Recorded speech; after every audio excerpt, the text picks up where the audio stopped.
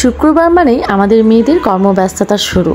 ছুটির দিনে বেশি আসলে কাজের চাপ পড়ে যায়, সবাই আমরা সব রকম কাজে ব্যস্ত হয়ে পড়ি। এদিকে সকাল থেকে উঠে নাস্তা করা, রান্না বান্না, বাচ্চা কাচ্চা সামলানো, আসলে সব মিলিয়ে দিনটা অনেক ব্যস্ততার মধ্যে কাটে। আসসালামু আলাইকুম এভরিওয়ান, সবাই কেমন আছো? আশা করি সবাই ভালো আছো এবং সুস্থ আছো। এই তো সকালবেলায় একটা লং ভিডিও নিয়ে চলে আসলাম তোমাদের মাঝে, ধরতে পারো যেটা একটা ডেইলি ভ্লগের মধ্যেই পড়ে। তো অনেকদিন পরে একটা ভ্লগ নিয়ে চলে আসছি, আশা করি ভ্লগটি সবার ভালো লাগবে। আর যারা যারা আমার পেজটিতে এখনও ফলো করোনি তারা অবশ্যই একটি ফলো দিয়ে যাবা। আর ভিডিওটি ভালো লেগে থাকলে একটি লাইক, কমেন্ট ও শেয়ার। ওকে, সো এই তো কাজকাম করতে শুরু করে দিলাম সকালবেলা উঠে। ওইদিকে আমি আজকে রোদের তাপটা অনেক বেশি এবং গরমটা অনেক মনে হচ্ছে যে আজকে সারাদিন অনেক গরম পড়বে। আর এদিকে আমি চুলার ধারটা মুছতে চলে আসলাম। আসলে রান্না করতে করতে এদিকে অনেক তেল চিটকা বেঁধে যায়, সেজন্য প্রতিদিনটা এভাবে মুছা লাগে চুলার আশেপাশে সাইডে, তাহলে অনেকটা পরিষ্কার লাগে। আর সকালবেলা মানে প্রথম কাজই শুরু হয় এটা দিয়ে আমার। তো এদিকে আমি চুলা সব ভালো করে পরিষ্কার করে নিলাম। তারপর আমি এখন নাস্তা বানাতে শুরু করে দিব। আর সকালবেলা প্রায় প্রতিটা দিনই রুটি বানাতে হয়, এটা একটা অপরিহার্য কাজ বলা চলে, কারণ বাসার সবাই রুটি খাই, রুটিটাই সবাই পছন্দ করে। তো এদিকে আমি আটাটা খামির করে নিচ্ছি, গরম পানি করে আটা দিয়ে এর মধ্যে খামির করে নিব। আর অনেকে হয়তো সকালবেলায় খিচুড়ি খায়, ভাত খায়, কিন্তু আমাদের বাসায় মানে ভাত খিচুড়ি কেউ পছন্দই করে না, সবার মানে প্রতিদিনই রুটি খাওয়া লাগে। আর আমার ছেলে তো কি বলবো, ওই রুটি ছাড়া খিচুড়ি ভাত কিছুই পছন্দ করে না, ওর সকালে রুটি হওয়াই লাগবে। আর রুটিও যদি না হয় তাহলে ওকে হালকা তেলে চিতায় বা পরোটার মতো ভেজে দিতে হয়।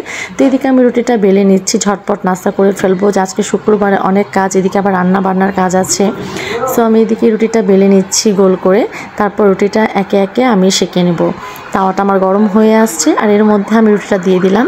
এখন হালকা তাপে আমি মিডিয়াম আঁচে রুটিটা ভেজে নিচ্ছি। এটা অলরেডি রুটিটা আমার হয়ে আসছে, আস্তে আস্তে ফুলছে কি সুন্দর করে। তো রুটিটা হয়ে গেছে। আর এদিকে আমার পেঁয়াজটা শেষ হয়ে আসছিলো, আমি আরও 1 কেজি পেঁয়াজ নিয়ে ঢেলে ফেললাম। পেঁয়াজের দাম অনেকটাই বেড়ে গেছে, আস্তে আস্তে মানে 80 কেজিতে 90 হয়ে যাচ্ছিলো, এখন 80 কেজি। আর এদিকে গরুর মাংসগুলো আমি কেটে নেবো, ওইদিকে আমি ঢেলে রেখেছি, কিনে আনা হয়েছে। তো এদিকে আমি একটা একটা করে গরুর মাংস কেটে নিচ্ছি। অলরেডি আমার কাটা সারা, এখন মাংসগুলো ধুয়ে আমি ঢাকাতে পানিটা ছড়াতে দিব। আর আজকে আমি সব মশলা দিয়ে গরুর মাংসটা মেখে রান্না করব, সেজন্য আমি একটি ননস্টিকের ফ্রাই প্যানে নিয়ে নিয়েছি মাংস, সাথে আদা রসুন পেস্ট দিয়ে দিলাম এবং সব ধরনের গরম মশলা, এলাচ, দারচিনি, তেজপাতা দিয়ে দিলাম। আর সাথে দিয়ে দিয়েছি বেশ খানিকটা পেঁয়াজ, কারণ মাংসতে সবাই জানো যে পেঁয়াজ বেশি লাগে। আর এক এক করে সব মশলা আমি অ্যাড করে দিচ্ছি, হলুদ গুঁড়া, মরিচ গুঁড়া, জিরা, ধনিয়া সব গুঁড়া দিয়ে দিলাম। আর এগুলো আমি একত্রে হাতে মেখে আজকে রান্না করব। তো এদিকে আমার সব রকম মশলা দেওয়া সারা, এখন আমি একটু গরম মশলার গুঁড়ো অ্যাড করে দিলাম এক্সট্রা, যেটা মাংসের মশলা। আর এখন দিয়ে দিলাম সয়াবিন তেল আর দিয়ে দেবো লবণ। সবগুলো একসাথে ভালো করে মাখিয়ে কিছুক্ষণের জন্য আমি এটা ম্যারিনেট করতে রেখে দেবো ঢেকে। আর তার মধ্যে বলে দিচ্ছি যে এগুলো একটু মানে 10-15 মিনিট ম্যারিনেট করে রাখলে মাংসের ভিতরে মশলাটা সুন্দরভাবে যায়। তো আমি এটা এখন ঢেকে রেখে দেবো, তার মধ্যে আবার একটু আমি কাঁচামরিচ দিয়ে দেবো। তারপর এটা আমি এখন চুলাতে দিয়ে দিব। তো চুলাতে আমি দিয়ে দিলাম অলরেডি। এখন এদিকে আমি পোলাওয়ের চালটা, আজকে পোলাও রান্না করব, সারফরাজ পোলাও খেতে চেয়েছে। তো পোলাওটা আমি এখন মানে প্যাকেট চাল নিয়েছি, এখন প্যাকেট থেকে পোলাওটা ভালো করে ধুয়ে নিব। আর বেশ কিছুক্ষণ আগে ধুয়ে ঢাকাতে ছাড়াতে দিলে পানিটা অনেকটা ঝরে যায়। আর যত পোলাওয়ের চালে পানি না থাকবে পোলাওয়ের চাল ততটা ঝরঝরে হয়, মানে পানিটা একদমই শুকিয়ে ফেলতে হয়। তো এদিকে আমি নিয়ে নিয়েছি সিঙ্কে পোলাওয়ের চালটা ভালো করে ধুয়ে নেব। 2 বারই ধুবো, বেশি ধুবো না, কারণ বেশিবার ধুলে পোলাওয়ের চালের স্মেলটা চলে যায়, বরঞ্চ একবার ধুলে বেশি ভালো। তো এদিকে আমি প্রথমে ময়লা পানিটা ফেলে দেবো, তারপর আর একবার ধুয়ে নেব, দিয়ে ঝাঁকায় ছাকতে দিয়ে দিব। তারপর এদিকে আমার মাংসটা দেখুন অলরেডি কষে আসছে। এখানে আমি পানি বেশি অ্যাড করব না, অল্প অল্প করে পানি দিয়ে মানে মাংসটা ভালো করে কষিয়ে নেব।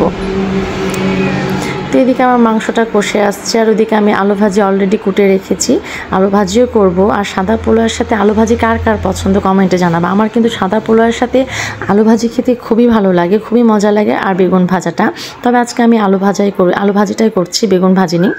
তো এদিকে আমি কড়াই তেল, পেঁয়াজ, মরিচ এবং হলুদ দিয়ে দিয়েছি। এখন পেঁয়াজটাকে একটু ভালো করে হালকা করে ভেজে নেব, তারপর আমি আলুগুলো এর মধ্যে দিয়ে দিব আলু ভাজির জন্য।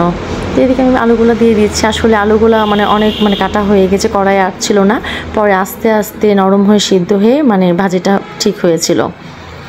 ভাজিটা আমি দিয়ে দিচ্ছি। আর ওইদিকে আমার মাংসটা কষে আসছে। আর পোলাওয়ের চালটা আমি ধুয়ে অলরেডি শুকাতে দিয়েছি। তো এদিকে আমি পোলাওয়ের চালটা চুলায় চাপিয়ে দিয়েছি। আমি এক্ষেত্রে একটা বড় হাঁড়ি নিয়েছি, আর আমি সবসময় পোলাও বড় হাঁড়িতেই রান্না করি, কারণ নাড়তে খুব সুবিধা হয়। এদিকে আমার রান্না অলরেডি কমপ্লিট হয়ে গেছে, দেখতে পাচ্ছ, ভাজি, পোলাও, মাংস, সালাদ। এখন দুপুরে খাওয়া দাওয়া শুরু করব। আর যেটা না হলেই না সেটা হচ্ছে কোল্ড ড্রিঙ্কস। সব কিছুর মূলে কিন্তু এটা লাগবেই লাগবে। তো ব্লগটি সবার কেমন লাগলো অবশ্যই কমেন্টে জানাবা। সবাই লাইক, কমেন্ট, শেয়ার করে দিবা। আজ এ পর্যন্তই। আল্লাহ হাফেজ।